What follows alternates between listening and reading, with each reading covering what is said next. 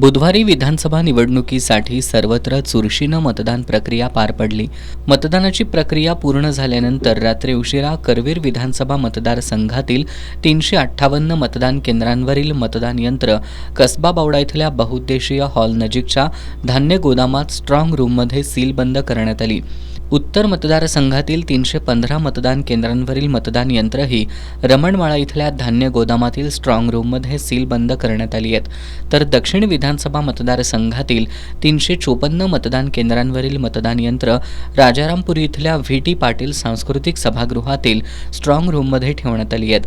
जिल्ह्यातील 10ही मतदारसंघातील स्ट्रॉंग रूमला पॅरामिलिटरी सुरक्षा दलाचा सशस्त्र पहारा, त्यापुढे राज्य सुरक्षा दलाचा आणि त्यानंतर जिल्हा पोलीस दलाचे जवान अशी तिहेरी सुरक्षा व्यवस्था आहे. हे जवान 24 तास पहारा देणार आहेत. सध्या व्ही.टी. पाटील सभागृह रमणमळा इथं मतमोजणीसाठीची आवश्यक ती तयारी सुरू आहे. शनिवारी सकाळी 7 वाजता या स्ट्रॉंग रूमचे दरवाजे उघडण्यात येणार असून त्यानंतर सर्व प्रक्रिया पार पाडल्यानंतर प्रत्यक्ष मतमोजणीला सुरुवात होणार आहे.